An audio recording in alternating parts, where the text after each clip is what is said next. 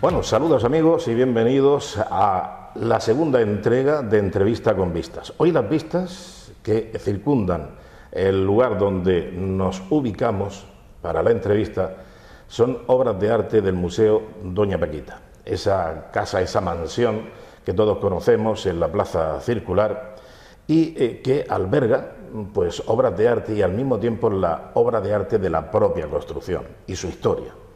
La historia de unos personajes que tuvieron en Almería una importancia pues realmente de envergadura, como fue también la abundancia de sus posesiones. Casi todo Cabo de Gata era de Doña Paquita. Bueno, pues hoy vamos a hablar con una persona que a mí en principio me llamó poderosamente la atención por una anécdota. Lo llamé hace unos días. Oye, que mira, que vamos a hacer un programa y tal. Perdona, mira, es que estoy ahora mismo entrando en una edificación del casco histórico antiguo de Jerusalén. Digo, pero bueno, ¿dónde está metido este tío? En Jerusalén, con la que está cayendo, Israel. Digo, no me lo puedo creer. Bueno, pues efectivamente, ahí estaba. ¿Y por qué estaba allí?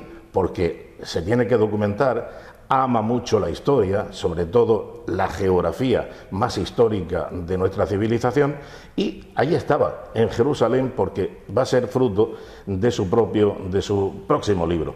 Se trata de Gonzalo Hernández Guach, que es arquitecto y sobre todo escritor. Gonzalo, bienvenido. Muchas gracias, Antonio. Y bienvenido porque te veo que estás entero después de tu periplo. Estoy entero y estoy muy bien, y estoy muy bien también espiritualmente porque aquello me ha llenado, me ha gustado. He ido muchas veces a Israel, pero esta vez era una vez particular, extraordinaria, digamos, bajo el punto de vista de las circunstancias tan tremendas que se están corriendo allí, y quería tener una visión directa de tal, y ha sido muy interesante. ¿Cómo has encontrado aquello respecto de tu visita anterior? Bueno, digo, vamos, conflicto bélico declarado. Bueno, en el interior de Israel, en este momento, por ejemplo, en Tel Aviv o en Jerusalén o en algunas de las ciudades de la costa y tal, son ciudades impresionantes. En este momento, en Tel Aviv, para que te hagas idea, están construyendo del orden de 100 rascacielos. Construyendo. Y hay otros 300 o 400 rascacielos. Hay casi más rascacielos y más grandes que en Manhattan, en Tel Aviv. Y en Jerusalén, pues Jerusalén desde hace miles de años, y la verdad es que siempre merece la pena ir. Yo he estado cenando con rabinos, he estado comiendo con militares, he estado hablando con periodistas, he estado con novelistas, he estado con protagonistas. Mi última entrevista fue con un compañero tuyo que se llama Enrique Zimmerman. Hombre, magnífico. Siempre recuerdo sus crónicas. Acababa de llegar de tener una reunión con el Papa, que le había nombrado, digamos, como mensajero de la paz, él me lo dijo, y me estuvo contando una serie de historias de lo que está sucediendo allí, a su criterio, naturalmente. Él es judío, y muy interesante. Francamente importante, interesante, y voy a ver yo lo que puedo sacar en un informe que estoy haciendo, pero aquello siempre te supera, siempre es algo interesantísimo. Claro, la guerra es una atrocidad y una lástima y una barbaridad en todo lo que quieras decirme, pero también está sucediendo otra guerra terrible en Ucrania, que ahora de repente pues ha dejado de hablarse, como se habla como menos, porque ha aparecido esta guerra y enseguida va a aparecer la siguiente, porque el Homo sapiens tendría que llamarse Homo bellicus o algo parecido. Claro. Estoy a tu completa disposición, como siempre. Tú siempre has sido muy amable conmigo y además eres un excelente profesional y por lo tanto lo que me preguntes. Volveremos a Jerusalén, pero y a Israel y al conflicto, y sobre todo la documentación que te has traído para elaborar tu próximo libro. Pero si te parece, vamos a hacer una breve excursión de lo que es digamos, el estruendo de la guerra, lo horrible de la guerra, a lo que es la alegría que ahora mismo está floreciendo en Almería. Estamos en feria y lógicamente este es un programa también dedicado a la Feria de Almería y ¿Qué te parece la Feria de Almería? Y si Bueno, has tenido experiencias... Yo no soy de almeriense, yo nací en Barcelona, pero yo he vivido toda mi vida en Almería, desde que hice el bachillerato. Mi mujer es de Almería, de la familia de Trinidad Cuartara, el arquitecto. Toda mi familia política son todos de Almería, mis hijos son almerienses. Yo me siento muy orgulloso de ser padre de almerienses y esposo de almerienses. A mí Almería me encanta, me parece una ciudad impresionante. Tendría que estar un poco más cuidada y se podrían hacer las cosas de otra manera, quizá cada uno ve las cosas de una... Yo soy arquitecto, lo veo de una manera. Se le podría sacar... A esta ciudad se debería sacar más partido. Es verdad que se está haciendo lo que se puede, es verdad que quizás necesitaríamos más fondos estructurales para inversiones a largo plazo, pero se están haciendo las cosas apreciablemente bien. La ciudad ha cambiado muchísimo, la Rambla que hizo Antonio Góngora es magnífica, la ciudad es otra. Debería haber más espacios libres en la periferia, debería concebirse las cosas como muy a más largo plazo y tal. Pero esta es una ciudad preciosa, llena de gente amable, en principio, y muy cordial, y la Feria de Almería es un motivo de empatía con todo el mundo, y está muy bien que se hagan este tipo de eventos, porque esta es una ciudad mediterránea, puramente mediterránea, es una ciudad que ha sido, no digo fenicia, pero casi, porque algunos llegaron a estas playas y a estas costas. Es una provincia prodigiosa en lo que está sucediendo con el campo, y aquí hay un futuro inmenso, donde cabemos todos, y habrá que hacer las cosas lo mejor que pueda la administración. Pero te voy a decir que en el Mediterráneo, ciudades como Almería, hay pocas. Hay pocas, y sobre todo por la integración que tiene el puerto con la ciudad. Y, Sí, y esa convivencia, llamémosla entre comillas, convivencia, porque ahora se abre una posibilidad. Puerto Ciudad, el proyecto Puerto Ciudad, que es un proyecto urbanístico de gran envergadura, transformador, como dicen, revolucionario. ¿Tú te has llegado a enterar de en qué consiste el proyecto Puerto Ciudad, Gonzalo? Yo fui uno de los gestores. Yo fui uno de los gestores de tal, hice unas propuestas, estoy hablando de hace 20 y tantos años, que se llevaron aquí a la Junta de Obras del Puerto y se vieron y tal.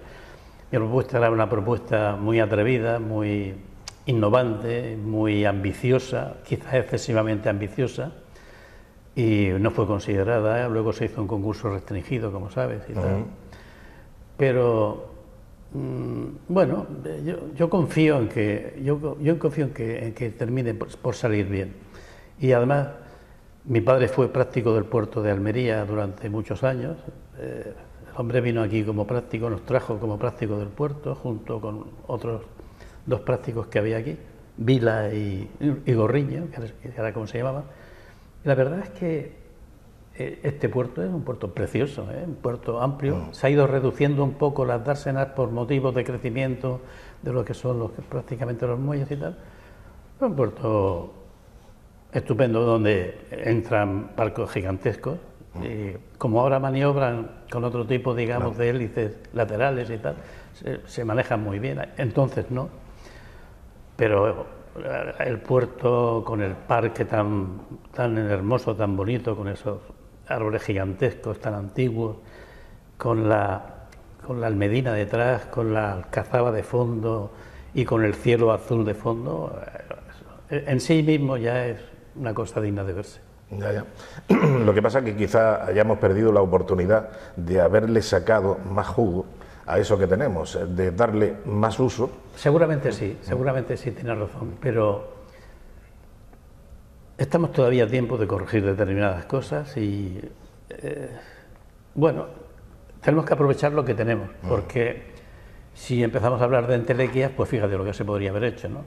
Pero yo confío en que los defectos se vayan corrigiendo, se vayan modernizando, que la ciudad tenga un camino, como parece que tiene, un camino interesante, que los arquitectos, yo también soy culpable y responsable de gran parte de lo que hay aquí, pues hagan las cosas como las hacían entonces, pues como ese Trinidad Cuartara, claro, o toda esa gente, como edificios más interesantes, que la gente se dé cuenta de que la belleza formal de la ciudad repercute en su propia dignidad.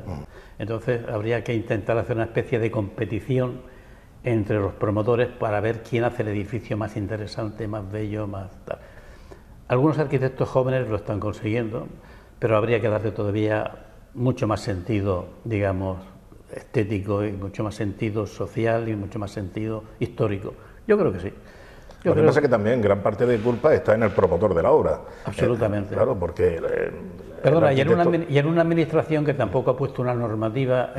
Estamos hartos de normativas. Sí, eso sí, hay de sobra. Eso de que salga una normativa cada 5 minutos tampoco es. Pero sí tendría que haber, digamos, un criterio estético y que una especie de comisión que velara porque las cosas se hicieran con un determinado concepto estético. Claro. Eso se había hecho ya en Barcelona, pues en el Paseo de Gracia, o se había hecho en el Ensanche o tal. Yo he estado en Barcelona también ahora un par de días al ir para allá. Y la verdad es que es una ciudad impresionante en ese sentido, ¿no? Yo creo que Almería merece un destino, el mejor destino que pueda tener, y por lo tanto lo que tenemos que hacer es sacarle el jugo a lo que tenemos. ¿Qué tenemos? Tenemos una luz impresionante, tenemos una climatología prodigiosa en general, a pesar de esta ola de calor, que por cierto ha habido olas de calor en toda la historia. Estuvo la gran glaciación de Londres, o estuvo en la época medieval una época de aridez. El tiempo y el clima y tal es una especie de sinusoide donde tampoco nos tiene que asustar que estamos llegando al fin del mundo, porque no es verdad. Y además yo me acuerdo, y te acordarás tú también, que eres un poco más joven, pero te acordarás de que aquí había habido olas de calor muy importantes que se habían cargado, por ejemplo, pues, todos los pollos de elegido y tal y cual. Exactamente. No nos tenemos que asustar por estas olas de calor, no son olas de calor, digamos, ya para siempre. Estos son ciclos que van sucediendo. Esto que digo no es políticamente correcto, pero lo digo. Claro. Eres negacionista, te dirían. Pues yo soy pragmático, en el sentido de que creo que ahora está haciendo un calor terrible, pero también tengo el convencimiento que dentro de 10 años es posible que estemos en otra circunstancia muy diferente. Sí, pero pragmático es lo contrario de sectario, porque es que, claro, aquí la secta es lo que funciona, porque aquí la nueva religión climática... La secta es ignorancia, la secta normalmente es una falta de conocimiento y una... yo no quiero decir nada, pero me da la impresión de que la gente lee poco. No. Entonces, bueno, yo pienso que... Tú me preguntas, ¿cómo ves la feria? Yo la feria la veo como un momento lúdico para la gente, un sitio donde la gente se conoce, se relaciona, sonríe, las circunstancias son tal. Pronto va a llegar el otoño y después llegará el invierno, pero con el mismo ciclo con lo que estamos hablando de... Y tendremos frío, tendremos calor y tendremos, como decimos en Almería, entretiempo. Y entretiempo.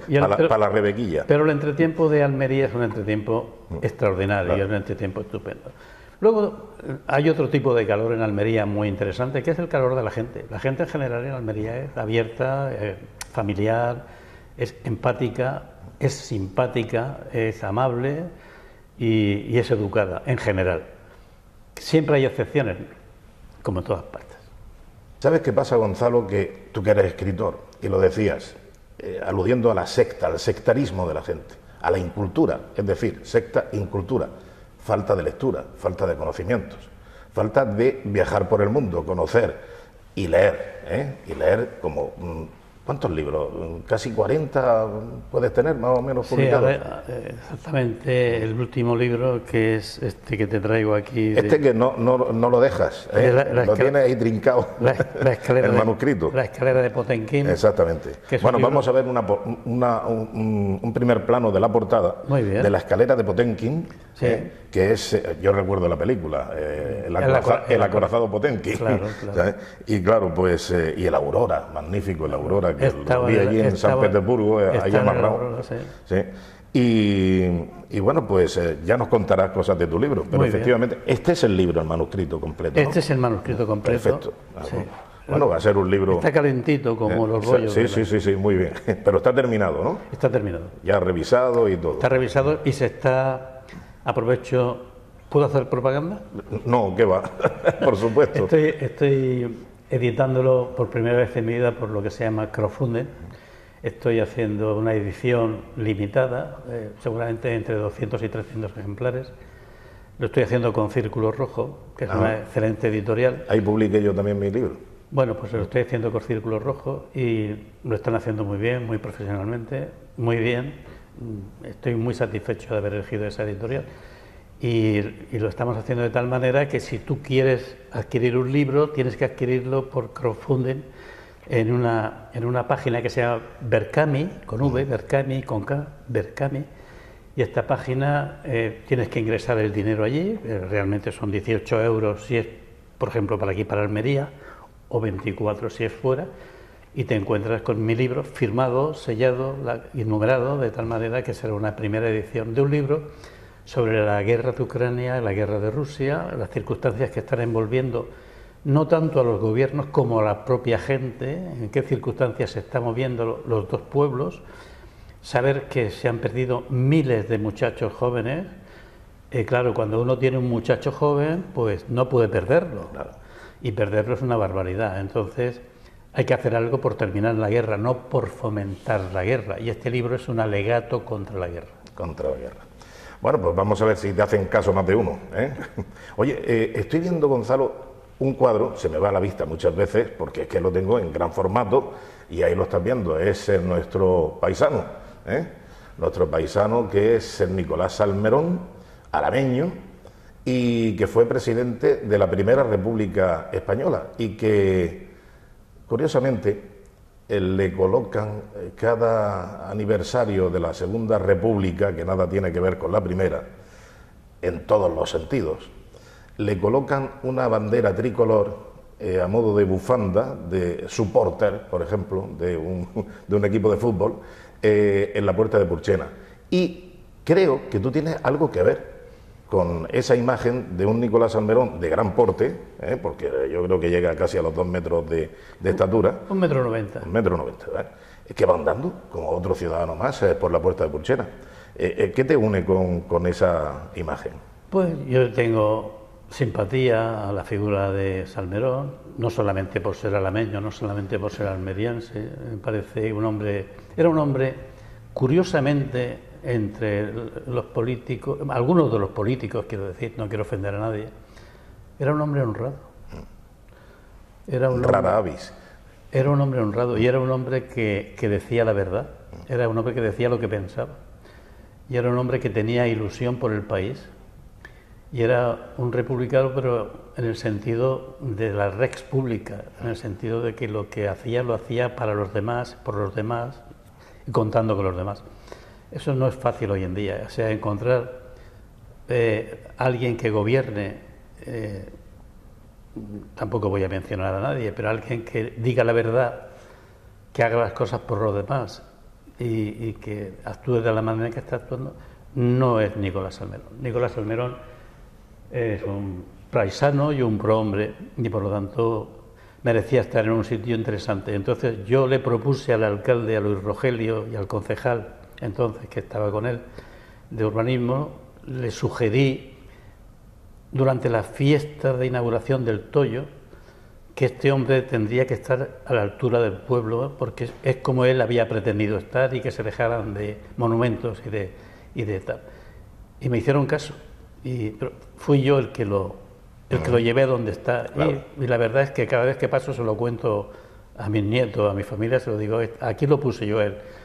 Y creo que está en un sitio adecuado. Sí, sí, sin duda. Por eso te decía que es que has tenido mucho que ver y sobre todo el buen gusto de decir, oye, como un almeriense más paseando entre nosotros, y qué mejor sitio que la puerta de Purchena, ¿no? El lugar emblemático de la circulación. Bueno, pues es una curiosidad para apuntar ahí, lo puse yo. Ah, perfecto. A pesar del alcalde. Ya. Bueno, es que el alcalde se dejaba aconsejar. El alcalde coincidió conmigo, claro, plenamente, claro. Pero quiero decirte, era el que mandaba y tenía la decisión de ponerlo donde quisiera, yo lo sugerí. Sí, pero Luis Rogelio es que ha tenido un buen equipo también Luis Rogelio, a su alrededor. Luis Rogelio fue una persona, un gobernante local muy interesante y bueno, y luego a nivel del Congreso y del Senado y tal. Sí. Creo que Luis Rogelio ha sido de los alcaldes que descubrió lo que es el asesor. El asesor como concejal, como un asesor de nuevo cuño. Lo hizo bien. ¿Por qué? Porque se dejaba asesorar. Exactamente, entonces, señal de inteligencia. Exactamente, ese es el tema, ¿no? Y es que ahora, claro, ¿para qué están los asesores? Para escucharlo y hacer lo que te da la gana. O sea, sí. O todo lo contrario. Ahora son coartadas, no son asesores. Exactamente, sí es posible. Pero en fin, bueno, volvemos a Jerusalén y a ese entorno, porque también yo recuerdo que cuando leí tu libro de Armenia, porque son varios los libros que tienes de Armenia, el que me impactó fue precisamente... El árbol armenio. El árbol armenio quizá, el árbol o el testamento armenio. Y el testamento, los dos. Y entonces, claro, me seduce sobre todo el decir, oye, me gustaría conocer Armenia. Lo que pasa es que siempre me he encontrado retraído. Si bien es cierto que no encontré facilidades de comunicación, por ejemplo, los vuelos desde Madrid no hay. Pero sí hay vuelos desde Barcelona. Hay un vuelo de Barcelona que te lleva directamente a Barcelona-Erevan, que tarda aproximadamente unas 4 horas y media, 5 horas. Es un vuelo cómodo, por así decirlo. No sé si ahora mismo lo estaba llevando una compañía georgiana, pero yo he volado directamente en ocasiones, y el último hace 2 veranos. Y la verdad es que... siempre me ha parecido a mí Armenia un país que merece la pena, sobre todo por la tristeza que ha vivido su pueblo, el genocidio y tanto aplastamiento. No solamente es que merece la pena, es que la gente es muy parecida a nosotros. O sea, es curiosa que no teniendo mar, porque los turcos se lo quitaron, porque ellos estaban en todas las ciudades del norte del Mar Negro y tal, del sur del Mar Negro, perdón, los turcos se la quitaron. Es una gente que son como tú y como yo, y muchos de ellos, por el tema de la diáspora, hablan español. Una estancia en Armenia, de ir unos días a conocerla, a verla y tal, es espiritualmente gratificante, muy interesante, gente muy amable, gente muy educada, son artistas, son gente inteligente, buenos físicos, buenos matemáticos. A mí me llegó a decir el presidente de la Academia de Ciencias, cuando estuve con él, me dijo, mira, es la estación que está dando vuelta a la Tierra, también, no lo decía por ellos, también gracias a los matemáticos armenios. ¿La estación espacial? La estación espacial. La Estación Espacial Internacional. Eso es. Claro, sí, colaboraciones, y nosotros también incluso... Y la ciudad es bonita, la ciudad es interesante, hay muchos actos culturales, y hay la gente amabilísima. Y la ciudad moderna, vanguardista, muy... Más que moderna y vanguardista, que está empezando a serlo también, como casi todas las ciudades de tal, es una ciudad que está muy bien concebida, es una ciudad que tiene un diseño perfecto, es una ciudad circular con un gran círculo que rodea la ciudad, que hace cómodo el transporte, el desarrollo, ciudad con muchos parques, con muchos espacios abiertos, donde se celebran no ferias, pero cosas muy parecidas, en plan, y luego con muchísimos actos culturales. Ya te digo, cualquiera allí preguntas por una cosa y es que te acompaña. Es un poco como ocurre en Almería. Sí. O sea, que preguntas a un tío y ven usted conmigo. Exactamente. Igual.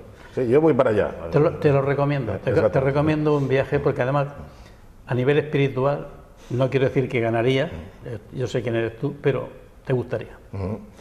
Y volvemos ahora a Israel. Muy bien. De donde acabas de llegar. Sí, llegué ayer. Sí. Exactamente, llegaste antes de ayer por la noche. El domingo pasado, el domingo de feria en Almería. Y ayer has recopilado datos. Sí. Te has reunido con gente, además con personal muy sensible en periodo bélico. Sí. He ido como, perdóname, lo que llamáis los periodistas, como en misión especial. ¿Pero encomendado por alguien? Eso no lo voy a contar, pero en misión especial, entonces a mí me han abierto todas las puertas, todas las que he querido. He estado en la frontera de Gaza, he estado al lado de los cañones disparando, con el sonido horrísono. Menos mal que hice la artillería de costa cuando hice la mili en Rota, y luego también lo hice en Portmán, en Cartagena, y he disparado con cañones muy grandes y tal, y tengo un acúfeno debido a los cañones de tal. Pero una cosa casi insoportable. Y he estado con militares, las niñas de 17 años llevando unas ametralladoras gigantescas, porque ellas empiezan a hacer esa milia, que dura 3 años la milia allí. Sí. Aquí nos quejábamos de Franco, allí dura 3 años. Los chavales igual, He estado comiendo con ellos, he estado, en fin, muy intenso, muy profundo, muy interesante. Yo tengo mi punto de vista, yo he escrito varios libros sobre el tema de los judíos, he escrito Shalom Sefarad, que fue la expulsión de España, que fue una enorme equivocación porque España habría sido muy diferente si hubieran seguido los judíos con nosotros. Los judíos tienen la mayor proporción, con una diferencia asombrosa, de premios Nobel, pero es que además todo lo que han hecho los judíos por los demás a nivel científico, a nivel médico, ha sido por los demás. Tú vas a visitar el Museo Simón Pérez en Tel Aviv, que yo recomiendo a todo el mundo, y ves el progreso a través del mundo judío y todo. Ellos también tienen, por cierto, una gran relación con la provincia de Almería, pues con el tema de los invernaderos, claro, de última generación, con el nivel de los sistemas de riego, los sistemas de osmosis inversa, los sistemas de tal. Son una gente muy... La primera tecnología de Almería en la agricultura era precisamente israelí. Sí, y bueno, y ahora hay una especie de relación bionívoca en la que ellos ven aquí algunas ventajas y algunas cosas, también porque nuestra gente, en Almería la gente, y no quiero que nadie me malinterprete, es muy inteligente. Tú te vas te vas a la Almanzora y decían que allí... Que los tiraban y se quedaban enganchados. Pegados a la pared. ¿De acuerdo? Pues yo creo eso, pero lo creo también de la gente del Poniente, del Levante y de tal. La gente aquí en Almería no había tenido oportunidad. Cuando la está teniendo, yo creo que la gente de aquí, con un poco de suerte, que siempre es importante, brillará. La pregunta que siempre nos podemos hacer, ahí, ¿quiénes son los buenos y quiénes son los malos? En general en la vida no hay buenos ni malos, hay circunstancias, pero lo que sucedió el 7 de octubre de 2023 fue una cosa terrorífica. Yo la he visto todo lo que sucedió desde el acceso que se me dio al Centro de Inteligencia de Israel. Lo he podido ver en profundidad y te digo que la sensación es terrorífica, tremenda. Te puedo hablar de bebés de meses cocidos en microondas. Te puedo hablar de niñas que estaban en Nova, que era el festival que se estaba celebrando, con miles de asesinados, con niñas violadas centenares de veces, muertas por violación. Es verdad que se tendrían que haber hecho quizá las cosas de otra manera. Es verdad que me pueden decir, pues es que es un ataque brutal y tal. Los que llevan a los niños a las escuelas para servir de defensa no son los israelitas. Los israelitas... Sí, lo utilizan de escudos humanos, ¿no? Exactamente, los israelitas, cada ataque que hacen un aviso por radio, hacen un aviso por televisión, hacen un aviso en drones en árabe, hacen un aviso de todas las maneras, con altavoces, hacen un aviso de todas las maneras posibles para que la población tenga tiempo suficiente para marcharse, para huir, para escapar. Los otros no los dejan huir, no los dejan escapar y los cogen como rehenes para utilizarlos. Ya. Eso, por ejemplo, por poner un pequeño ejemplo, ¿no? De lo crueles que son, ¿no?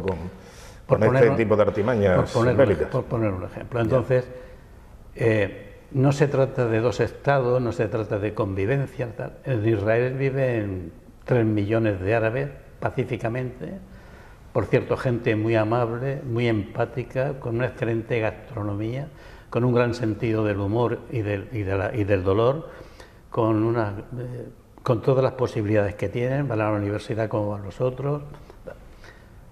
Pero las cosas que nos cuentan son cosas en muchas o en su mayoría falsas, y por lo tanto Israel siempre ha sido la avanzada de la democracia en un lugar peligrosísimo y difícil y complejo. Irán no está por la labor de favorecer el tema, está amenazando con destruir el Estado, no quieren convivencia, no quieren futuro juntos, quieren destruirlos completamente, quieren repetir los progromos de tal. Yo he estudiado sobre eso porque, como sabes, he escrito sobre el tema, he escrito Tierra Prometida, he escrito el Talmud de Viena, he escrito varios libros en el asunto. Mi empatía y mi simpatía va por Israel. Mira, viniendo en el avión el otro día, pues me hice amigo de la muchacha que venía conmigo, una señora de unos 30 y tantos años con 2 niños y tal. Los tiene secuestrados. Qué bárbaro. Con 7 años. ¿Y eso? Secuestrados Ya, porque no sabe si están vivos o muertos. No sabe si están vivos o muertos. Claro, está destrozada. Claro. Por ejemplo, para ponerte un ejemplo, sí. El otro día viniendo en el avión. Es increíble, pero muchas veces me pregunto, ¿a qué viene esa pulsión pro-palestina? No es por el pueblo palestino, sino precisamente por la, digamos, la facción palestina terrorista de Hamás. Bueno, ¿por qué esa pulsión de, digamos, partidos de izquierda y de extrema izquierda en apoyar y en criminalizar todo lo que venga de los judíos? Los judíos se han asimilado siempre, se han visto bajo el punto de vista financiero, del punto de vista de que son los, según cuenta la izquierda desde el tiempo de la Revolución, los grandes acaparadores del capital mundial. Pero eso sería la izquierda de ideología nazi. No, y la izquierda de ideología leninista y stalinista claro. y trotskista. Siempre ha habido ese referente. Ahí están los protocolos de los sabios de Sion, ahí están una serie de...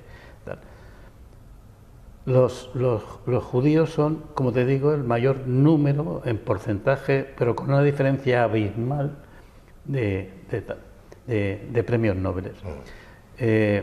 Nuestra religión, los que crean, católica, romana y tal, no es nada más que la evolución de un Antiguo Testamento que crece y nace con Moisés, con Abraham, y con Adán y Eva, desde el principio, exacto. desde el mismo... los judíos siempre han estado inmersos dentro de los distintos países, entre ellos España, y lo que aquí dejaron fue un legado de filosofía, de cultura importante, y de repente son expulsados y ellos no lo entienden y por eso quieren volver a ser españoles y volver a... hay tanto que hablar que seguramente el cámara y el productor no nos permitiría. Sí. Pues sí, efectivamente, nuestro tiempo se va agotando y me gustaría ya para finalizar, aunque daremos un paseo por el interior y por el exterior de esta edificación, que es una edificación que dice, ¿y por qué está esta tipología constructiva aquí en Almería? Pues porque era la manera en que se manifestaba la alta burguesía, digamos, de finales del XIX, porque era la forma en que la ostentación del poder en unos lugares, además, como Almería, que en ese momento era una ciudad muy pequeña, muy concreta, con una burguesía, mucha de ella italiana también y tal, que amaba la belleza y tal. Bueno, pues aquí está Doña Paquita y el espíritu de González Montoya y el célebre yate pequeño, pero muy gracioso, que estaba en el Club de Mar, claro. Doña Paquita. Claro, un velero de madera. Un velero de madera que tendría aproximadamente unos 25 pies de eslora. Pero tendría pies, metros. No. Es que 25 pies son pocos. Yo estuve en el Paquita. No, y yo también. Si es que yo he navegado en el Paquita. Pues quizá... yo creo que estaría en 14 o 15 metros del lora. Eso, sí, puede ser. Sí, puede ser. Sí. Pero es muy bonito que era, sí.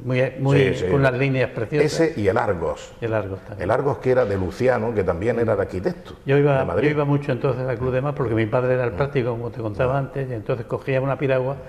Y en aquel tiempo donde los barcos llegaban, digo, a Breva, en la época de las uvas, yo me daba vueltas por el puerto y tal, y lo veía pasar a mi lado. Claro, es que el Paquita estaba fondeado porque había que barquearlo, había que subir a bordo con una barquilla, porque no se podía arrimar a puerto, si es que no había capacidad. Tienes muy buen aspecto y te hacía yo más joven. Sí. es verdad, todos éramos más jóvenes en aquellos entonces. Pues te quería decir que, bueno, el aspecto que da esta vivienda es como, no sé, yo he visto construcciones así parecidas en Navarra, en el País Vasco, no sé, quizás ese sería la tipología, sí, ¿no? Del norteña. Sí, bueno, sí, la verdad es que sí, pero sobre todo tiene los toques de la burguesía de alta clase, con unas tallas muy interesantes, con un diseño, digamos, palaciego, en el sentido de distintos salones, que aquí ahora se están aprovechando muy bien para este Museo de Pintura. Y bueno, pues forma parte de ese patrimonio cultural almeriense que tenemos que seguir poniendo en valor y acompañándolo. ¿Este va a ser el 41? No, este es el 40. El 40 libros. El 41 va a ser el informe Israel. El informe Israel, que es el material que te has traído. Eso es. Desde Israel para confeccionar ese libro. Eso es. Ya para finalizar, sin romper, digamos, trama ni avanzar mucho, yo veo que va a ser un libro de 500 páginas. De importancia, de 500 páginas, ¿no? Sí. Vale. ¿La trama, más o menos? La trama es que las cosas no pueden seguir así y que hay que terminar con la guerra, por mucho interés que unos tengan en mantenerla.